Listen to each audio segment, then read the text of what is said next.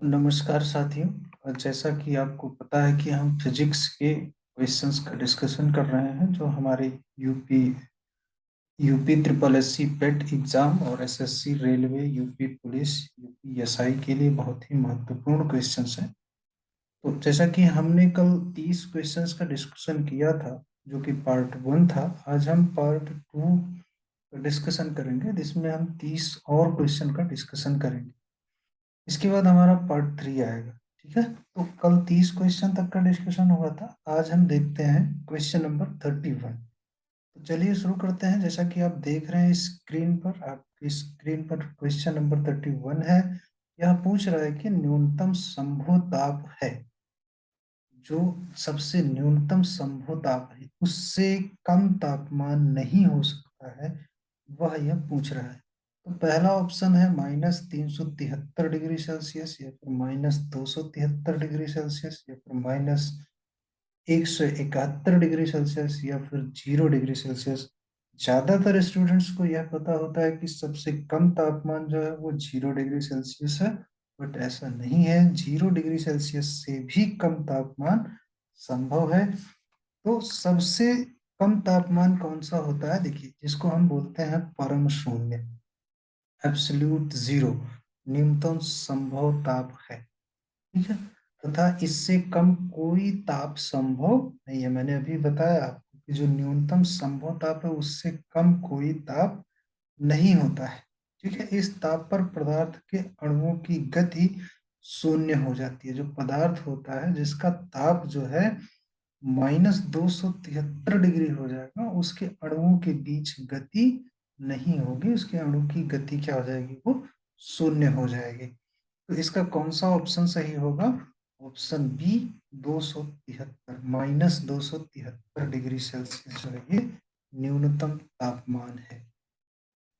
ठीक है, चलिए क्वेश्चन नंबर 32 को देखते हैं। तो यह कह रहा है कि ठोस में ऊष्मा का संचरण मुख्यतः किस विधि से होता है? देखो, ऊष्मा का संचरण तीन विधियों से होता है: विकिरण, संवहन और चालन से। ठीक है, देखो विकिरण में क्या होता है कि जैसे आप कोई वस्तु धूप में रख दीजिए तो वह सूर्य के प्रकाश से धीरे धीरे क्या होती है? गर्म हो जाती है। तो इसमें ऊष्मा का संचरण किसके द्वारा हो रहा है? विकिरण के द्वारा हो रहा है। और संवहन में कैसे ऊष्मा का संचरण होता है? ऊष्मा का संचरण का मतलब होता है ऊष्मा का प्रवाह। तो संवहन क्या होता है? जैसे आप खाना बनाते हैं या पानी गर्म करते हैं, तो जब गैस चूल्हे पर पानी को रख देते हैं तो आग जलाने के बाद पानी धीरे धीरे क्या होता है? गर्म हो जाता है। तो इसे हम संवहन कहते हैं। और चालन किसे कहते हैं? चालन का, जैसे आप आग जला लीजिए और आग में आप लकड़ी लगा दीजिए या कोई लोहा रख दीजिए, तो लोहा धीरे धीरे क्या होता है? पूरा लोहा गर्म हो जाता है। तो उसे चालन की विधि कहते हैं। अर्थात ऊष्मा जो है चल के एक स्थान से दूसरे स्थान तक कहते हैं, मतलब अणुओं के माध्यम से उसका संचरण होता है। तो ठोस में ऊष्मा का संचरण किस विधि के द्वारा होता है? आपको क्या लग रहा है इसमें कौन सा ऑप्शन सही होगा? तो इसमें ऑप्शन नंबर सी, अर्थात चालन। ठोस में जो ऊष्मा का संचरण होता है वो अणुओं के माध्यम से होता है, अर्थात ऑप्शन सी जो है इसका सही आंसर होगा। चलिए क्वेश्चन नंबर 33 कह रहा है कि उबलते जल की अपेक्षा, देखो जो उबलता जल है, उबलते जल की अपेक्षा भाप से जलने पर अधिक कष्ट होता है। आप आप उबलते हुए जल से उतना नहीं जलेंगे जितना कि आप भाप से जल जाएंगे। ठीक है, तो ये कह रहा है कि उबलते जल की अपेक्षा भाप से जलने पर अधिक कष्ट होता है, क्योंकि जल की अपेक्षा भाप की गुप्त ऊष्मा कम होती है, अधिक होती है, एक समान होती है, नहीं होती है। तो उबलते जल की गुप्त ऊष्मा अधिक होगी या फिर भाप की ऊष्मा अधिक होगी? ठीक है, क्योंकि जल की अपेक्षा भाप की गुप्त गुप्त ऊष्मा क्या होती है? कम होती है या अधिक होती है? देखो इसमें क्या है कि 100 डिग्री सेल्सियस समान ताप पर भाप उबलते हुए जल की अपेक्षा 22.5 गुणे 10 की घात 5 जूल प्रति किलोग्राम अधिक ऊष्मा निकालती है। ठीक है, तो उबलते हुए जल की अपेक्षा इतनी अधिक ऊष्मा निकालती है कौन? भाप।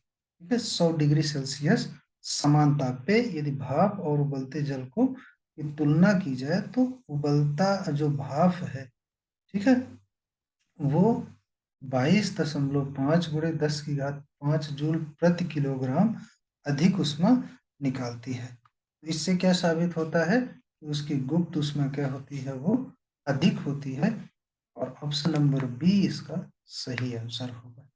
ठीक है, चलिए 33 के बाद देखते हैं 34। सूर्य से पृथ्वी पर ऊष्मा का संचरण किस विधि के द्वारा होता है? अभी मैंने क्वेश्चन नंबर 32 में बताया था कि सूर्य से जब आप धूप में किसी वस्तु को रख देते हैं तो वह गर्म हो जाती है, तो वो कौन सी विधि से गर्म होती है? आपको इसमें ऑप्शन दिए हुए हैं, चालन, संवहन या फिर विकिरण। तो मैंने आपको बताया था कि वहां पे विकिरण विधि से संचरण होता है। ठीक है, चलिए ठोस में चालन से होता है, द्रव में संवहन से, और जो प्रकाश के द्वारा वस्तु गर्म होती है सूर्य से पृथ्वी की ओर जब उसमें संचरित होती है तो वो विकिरण के माध्यम से होती है। चलिए क्वेश्चन नंबर 35 है, प्रकाश है। प्रकाश क्या है? अनुप्रस्थ तरंग है, अनुदैर्ध्य तरंग है, या फिर विद्युत चुंबकीय तरंग है, या फिर ए एवं सी। ए एवं सी का मतलब है कि प्रकाश जो है अनुप्रस्थ तरंग भी हो सकता है और वो विद्युत चुंबकीय तरंग भी हो सकता है। तो चलिए इसका आंसर देखते हैं, ऑप्शन नंबर डी, ए एवं सी दोनों। अर्थात प्रकाश जो है वो अनुप्रस्थ तरंग भी है और उसके साथ साथ यह विद्युत चुंबकीय तरंगे भी है। ठीक है, चलिए क्वेश्चन नंबर 36 है, किस माध्यम में प्रकाश की चल सर्वाधिक अधिक होती है? निर्वात में, पानी में, कांच में, या फिर इनमें से कोई नहीं? तो प्रकाश के चाल की बात की जाए तो वह इसमें सर्वाधिक अधिक होगी। ठीक है, तो वह निर्वात में सर्वाधिक होगी, पानी और कांच में वह निर्वात से कम होती है। सबसे ज्यादा चाल जो होती है प्रकाश की चाल वो निर्वात में होती है। चलिए निर्वात में प्रकाश की चाल कितनी होती है अब ये आपको बताना है।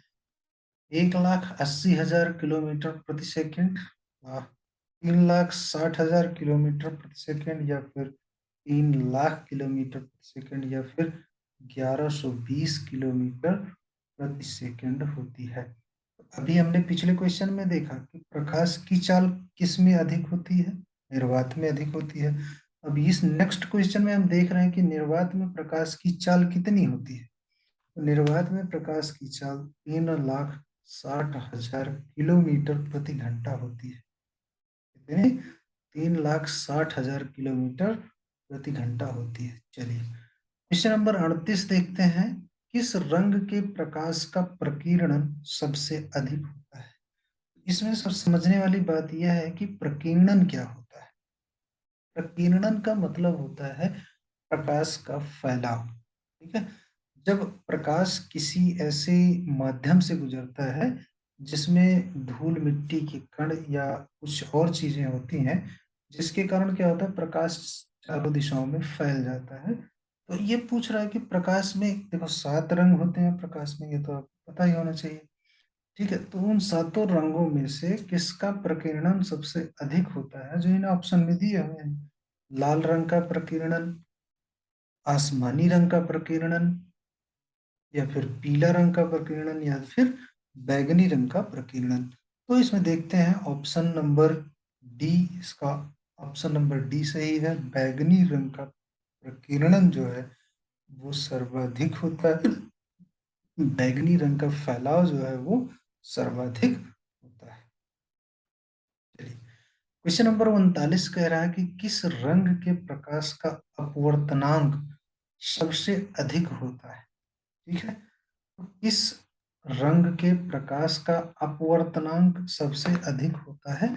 और अपवर्तनांक की बात करते हैं। ठीक है, अपवर्तनांक क्या है? सबसे पहले देखते हैं कि अपवर्तनांक क्या है।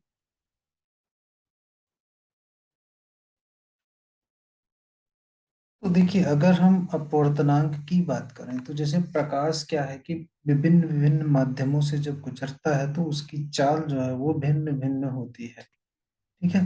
तो ये अपवर्तनांक का मतलब होता है कि किसी माध्यम में प्रकाश की चाल कितनी अधिक है या कितनी कम है। यह अपवर्तनांक सिंपली एक नंबर होता है जिसके द्वारा यह पता किया जाता है कि किस माध्यम में प्रकाश की चाल अधिक है और किस माध्यम में प्रकाश की चाल कम है। तो ये पूछ रहा है कि किस रंग के प्रकाश का अपवर्तनांक सबसे अधिक होता है। प्रकाश में मैंने पहले ही बताया आपको कि 7 रंग होते हैं। इसका सही आंसर क्या होगा? बैगनी रंग का अपवर्तनांक जो है वो सबसे अधिक होता है। इस रंग का, बैगनी रंग का, ऑप्शन ए बैगनी। चलिए, क्वेश्चन नंबर 40 है कि आकाश का रंग नीला क्यों दिखाई देता है। आकाश का रंग नीला क्यों दिखाई देता है? प्रकाश का वर्ण विक्षेपण होता है, प्रकाश का प्रकीर्णन होता है, प्रकाश का व्यतिकरण होता है, या फिर प्रकाश का अपवर्तनांक होता है। ठीक है, इसमें देखते हैं। तो आकाश का रंग जो है वो नीला दिखाई देता है प्रकाश के प्रकीर्णन से, अर्थात प्रकाश के फैलाव के कारण जो है आकाश का रंग नीला दिखाई देता है। क्वेश्चन नंबर 40 हो गया। क्वेश्चन नंबर 41 की ओर बढ़ते हैं। तो ये कह रहा है कि पूर्ण आंतरिक परिवर्तन का उदाहरण है।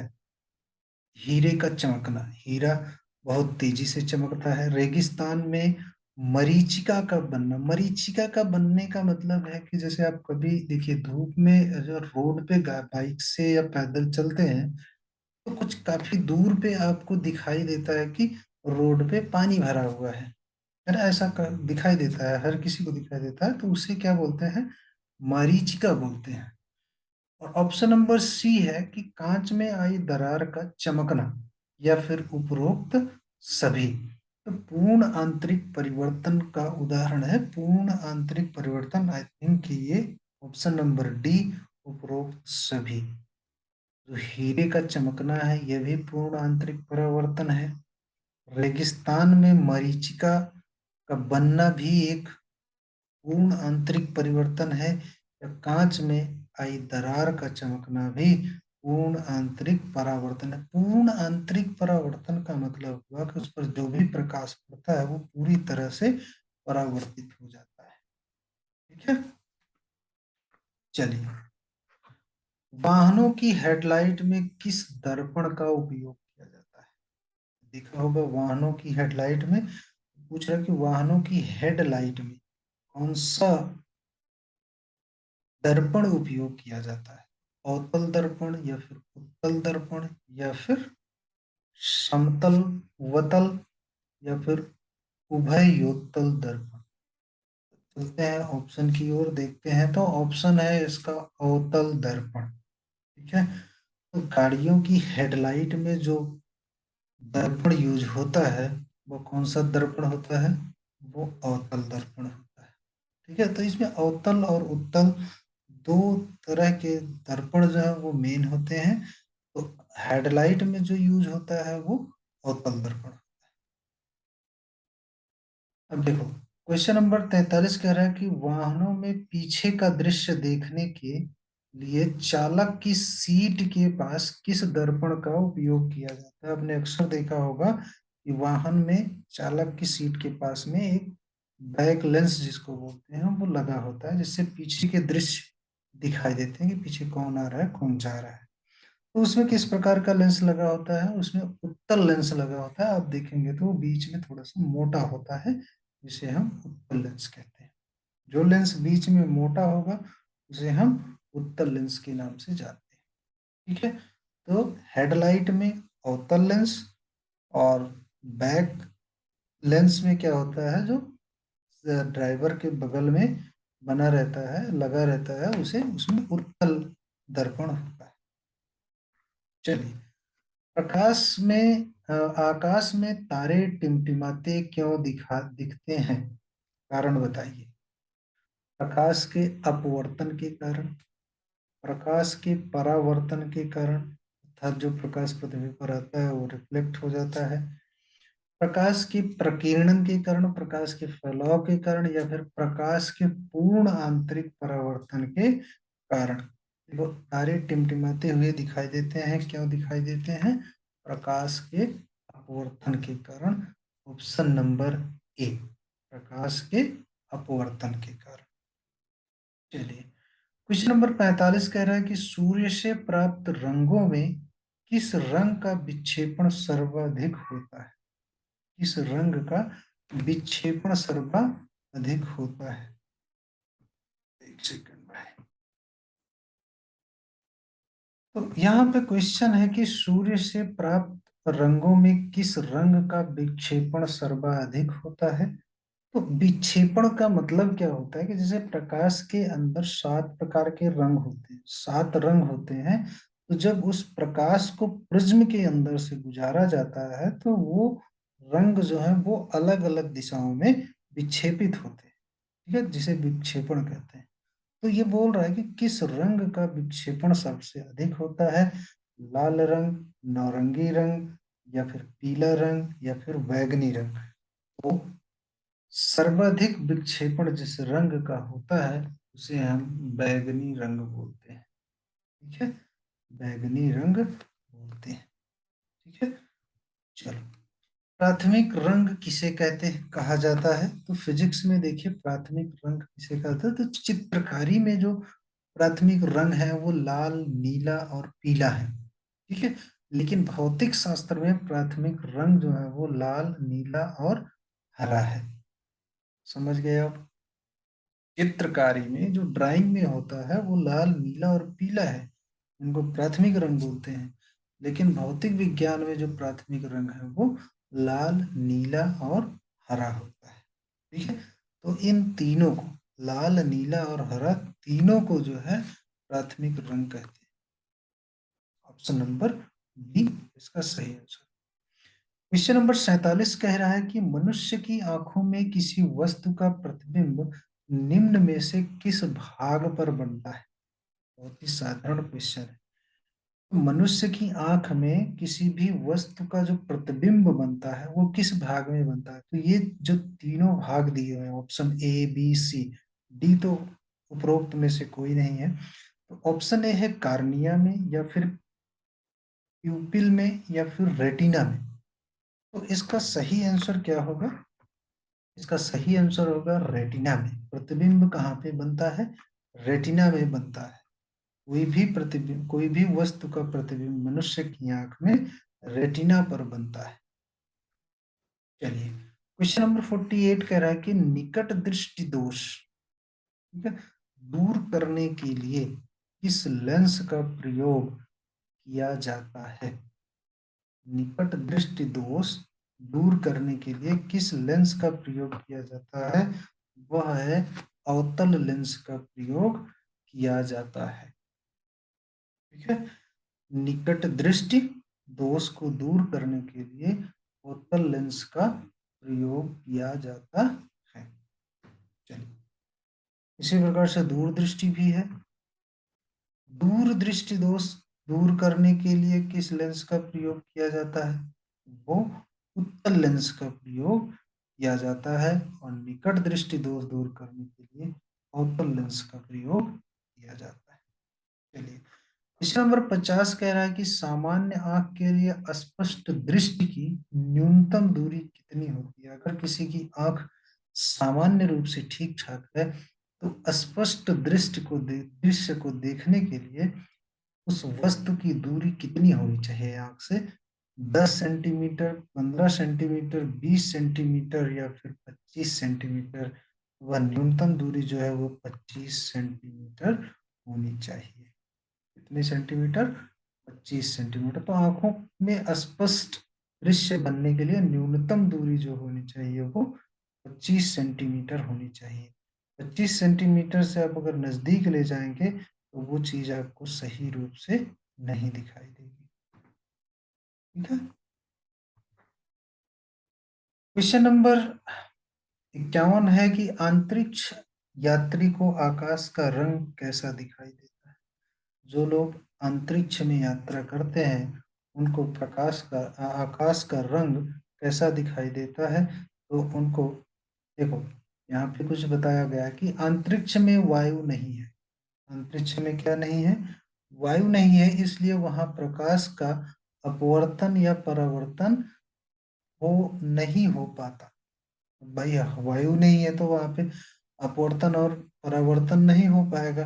ना तो वो प्रकाश को एब्जॉर्ब कर पाएगा, ना तो वो प्रकाश को रिफ्लेक्ट कर पाएगा। ठीक है, ना तो अपवर्तन होता है और ना ही परावर्तन होता है, जिसके कारण अंतरिक्ष यात्री को अंतरिक्ष क्या दिखाई देता है? काला दिखाई देता है। प्रकाश का ना परिवर्तन है ना अपवर्तन है, तो रंग कैसा होगा उसका? काला हो जाएगा। अर्थात अंतरिक्ष यात्री को आकाश का रंग जो है वो काला दिखाई देता है। Option D. चलिए, क्वेश्चन नंबर 52। प्रतिरोध का मात्रक होता है। प्रतिरोध आपने सुना होगा, रजिस्टर जिसको बोलते हैं, तो उसका मात्रक पूछ रहा है। एम्पियर होता है, ओम होता है, अर्ग होता है या जूल होता है? एम्पियर किसका मात्रक? एम्पियर विद्युत आवेश का होता है, विद्युत धारा जिसको, है ना। और ओम किसका मात्रक होता है? करंट का, जैसे प्रतिरोध भी है। ठीक है, और अर्ग उसके बाद जूल है। तो किसी प्रतिरोध के सिरों के बीच विभवांतर तथा उससे प्रवाहित विद्युत धारा के अनुपात को उसका विद्युत प्रतिरोध, इलेक्ट्रिकल रेजिस्टेंस कहते हैं। इसे ओम में मापा जाता है। अर्थात प्रतिरोध का मात्रक कितना है? मात्रक क्या होता है? ओम होता है। ऐसे जनरल बात करते हैं तो बोलते हैं ना कि इसमें कितने ओम का प्रतिरोध है। ठीक है, तो प्रतिरोध का मात्रक क्या होता है? ओम। Option number B. ठीक है, क्वेश्चन नंबर 53 है कि निम्न में से कौन अर्धचालक है? सिलिकॉन, जर्मेनियम, आयरन या फिर ए एवं बी दोनों? तो सिलिकॉन और जर्मेनियम दोनों ही अर्धचालक हैं। देखो, चालक, अर्धचालक और चालक, अचालक भी कहते हैं, कुचालक भी कहते हैं। ठीक है, चलो। तो silicon, germanium, cadmium sulphide, gallium arsenide इत्यादि अर्धचालक पदार्थों के कुछ उदाहरण हैं। चलिए, तो ऑप्शन नंबर डी इसका सही आंसर होगा, ए एवं बी दोनों। क्वेश्चन नंबर 54 कह रहा है कि विद्युत बल्ब के भीतर निर्वात रहता है, वायु भरी रहती है या निष्क्रिय गैस भरी रहती है या फिर हाइड्रोजन भरी रहती है? आपने विद्युत बल्ब तो देखी होगी अपने घर में। तो ये पूछ रहे हैं कि उसके भीतर क्या होता है? निर्वात होता है, वायु भरी होती है, निष्क्रिय गैस भरी रहती है या फिर हाइड्रोजन भरी रहती है? देखते हैं इसका डिस्क्रिप्शन क्या है। ठीक है, विद्युत बल्ब के अंदर आर्गन गैस, कौन सी गैस? आर्गन गैस 93% होती है, प्लस नाइट्रोजन गैस 7% भरी होती है।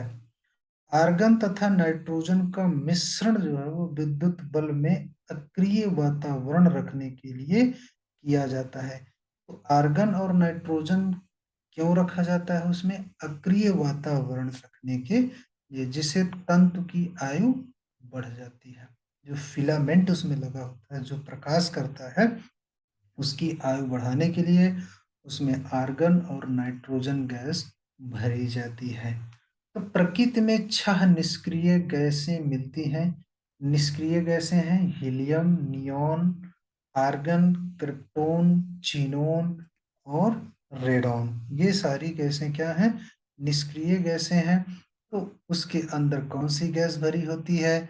निष्क्रिय गैस भरी रहती है। अर्थात ऑप्शन सी इसका सही ऑप्शन है। विद्युत बल्ब के अंदर कौन सी गैस भरी रहती है? वह निष्क्रिय गैस। इसमें देखो, ऑप्शन में अगर आर्गन और नाइट्रोजन दोनों होता तो हमारा वही सही होता, लेकिन आर्गन और नाइट्रोजन जो है वो निष्क्रिय गैस के अंतर्गत आते हैं, इसलिए ऑप्शन सी निष्क्रिय गैस भरी होती है। चलिए, क्वेश्चन नंबर 55 है कि बिजली के फ्यूज का तार किससे बना होता है? आह, कहते हैं फ्यूज उड़ गया है। तो फ्यूज का तार जो है ना, वो किससे बना होता है? ये क्वेश्चन नंबर 55 में पूछ रहा है। बहुत ही सिंपल क्वेश्चन है। तांबे से, टिन से, तांबा एवं टिन की मिश्र धातु से, या फिर लोहे एवं पीतल की मिश्र धातु से। चलिए, तो जो बिजली के फ्यूज का तार होता है वो तांबे एवं टिन की मिश्र धातु से बना होता है, अर्थात ऑप्शन सी जो है इसका सही आंसर होगा। तांबा एवं टिन की मिश्र धातु से बना होता है क्या, बिजली का फ्यूज का तार। चलिए, अब देखिए, ट्रांसफार्मर एक ऐसा यंत्र है जो आपके गांव के बाहर, आपके मोहल्ले के बाहर साइड में कहीं ना कहीं ट्रांसफार्मर लगा होगा। तो उसका काम क्या होता है? उच्च एसी वोल्टेज को निम्न एसी वोल्टेज में बदलता है। निम्न एसी वोल्टेज को उच्च एसी वोल्टेज में बदलता है। सिर्फ एसी प्रत्यावर्ती धारा में प्रयुक्त होता है। उपरोक्त सभी। तो ट्रांसफार्मर जो है वो एक ऐसा यंत्र है जो उच्च एसी को निम्न एसी में भी बदलता है और निम्न एसी को उच्च एसी में भी बदलता है। एसी का मतलब होता है अल्टरनेट करंट। ठीक है, एक एसी होता है, एक डीसी होता है। डीसी करंट जो घरों की बैटरियों में रहता है उसे डीसी करंट। एसी करंट जो बाहर तार में दौड़ता है। और जो ट्रांसफार्मर होता है वो सिर्फ एसी करंट पर काम करता है। तो इस प्रकार से इसका ऑप्शन नंबर डी, उपरोक्त सभी ऑप्शन सही होगा। ट्रांसफार्मर उच्च एसी को निम्न एसी में, देखो, ट्रांसफार्मर दो प्रकार के होते हैं। एक ट्रांसफार्मर जो उच्च एसी वोल्टेज को निम्न एसी वोल्टेज में कन्वर्ट करता है, और दूसरा ट्रांसफार्मर होता है जो निम्न एसी को उच्च एसी में ट्रांसफर करता है, कन्वर्ट करता है, और ये सिर्फ एसी वोल्टेज पर ही काम करता है। इसलिए उपरोक्त सभी इसका सही ऑप्शन है। क्वेश्चन नंबर 57 है, घरों में फ्यूज किस क्रम में जोड़े जाते हैं? अगर आपको फ्यूज को, दो तीन फ्यूज को एक साथ जोड़ना है तो आप फ्यूज किस क्रम में जोड़ेंगे? तो फ्यूज आप जोड़ेंगे श्रेणी क्रम में, ताकि एक फ्यूज उड़ जाए तो बाकी सारे फ्यूज जो है वो बच जाए। ठीक है, चलिए, तो फ्यूज किस क्रम में जोड़ा जाता है? वो श्रेणी क्रम में जोड़ा जाता है, एक के बाद एक। ठीक है, ताकि हमारी सिक्योरिटी बनी रहे। चलिए, अब है कि घरों में पंखा, बल्ब आदि उपकरण किस क्रम में लगे होते हैं? पंखा, बल्ब और जो और भी उपकरण होते हैं वो किस क्रम में लगे होते हैं? समांतर क्रम में, श्रेणी क्रम में, या फिर किसी भी क्रम में? किसी क्रम में नहीं भाई, नहीं वाला तो ऑप्शन ही नहीं हो सकता, क्योंकि कुछ किसी न किसी क्रम में तो लगे ही होते हैं। तो इसका सही आंसर क्या होगा? समांतर क्रम में। अच्छा, अगर हम सीरीज में जोड़ दें तो एक पंखा खराब होगा तो फिर दूसरा भी खराब। एक पंखा खराब हुआ, दूसरा, एक पंखा चला ही नहीं, दूसरे का सीरीज से जोड़ दिया आपने, दूसरे में करंट ही नहीं जाएगा भाई, क्योंकि एक का करंट खत्म तो दूसरे का भी करंट खत्म। ठीक है, इसलिए क्या होता है, उसे समांतर क्रम में जोड़ना चाहिए। चलिए, अब क्वेश्चन नंबर 59, 59 नंबर का क्वेश्चन है कि इन्वर्टर एक ऐसा यंत्र है जो, देखो सबके घरों में लगभग लगभग इन्वर्टर पाया जाता है। ये पूछ रहा है कि इन्वर्टर एक ऐसा यंत्र है जो क्या काम करता है? एसी वोल्टेज को डीसी वोल्टेज में कन्वर्ट करता है, बिल्कुल सही है। एसी से आप उसको चार्ज करते हैं, एसी को डीसी में कन्वर्ट करता है तो बैटरी चार्ज हो जाती है। ऑप्शन नंबर बी है, डीसी वोल्टेज को एसी वोल्टेज में कन्वर्ट करता है, ये भी सही है। जब लाइट चली जाती है तो आपकी बैटरी से डीसी करंट को लेकर, डीसी वोल्टेज को लेकर वह एसी वोल्टेज कन्वर्ट करके आपको घर में लाइट को प्रदान करता है। ठीक है, और यह सिर्फ डीसी वोल्टेज में प्रयुक्त किया जाता है। ऑप्शन नंबर डी है, ए एवं बी। ऑप्शन नंबर डी इसका सही आंसर होगा, ए एवं बी, अर्थात यह एसी वोल्टेज को डीसी में भी बदलता है और डीसी वोल्टेज को एसी में भी बदलता है। ठीक है, क्वेश्चन नंबर 60 क्या कह रहा है? अस्थाई चुंबक बनाने के लिए प्रयोग किया जाता है। अस्थाई चुंबक होता है, परमानेंट चुंबक होता है, परमानेंट मैग्नेट जो होता है, उसको बनाने के लिए क्या प्रयोग किया जाता है? नर्म लोहा, जर्मेनियम, सिलिकॉन, या फिर इस्पात? तो अस्थायी चुंबक बनाने के लिए इस्पात का प्रयोग किया जाता है। इस प्रकार से ऑप्शन डी इसका सही आंसर होगा। चलिए आगे देखते हैं। तो यहाँ से पार्ट 2 हमारा समाप्त हो जाता है। आगे के कुछ क्वेश्चंस जो है वो हम पार्ट 3 में डिस्कस करेंगे। और पार्ट 2 में तक हमने पार्ट 1 और पार्ट 2 को मिलाकर हमने कुल 60 क्वेश्चंस का डिस्कशन कर लिया है। पार्ट 2 में हम आगे क्वेश्चंस का डिस्कशन करेंगे। Thank you for watching and best of luck for your exam. Please subscribe my channel. Okay, thank you everyone.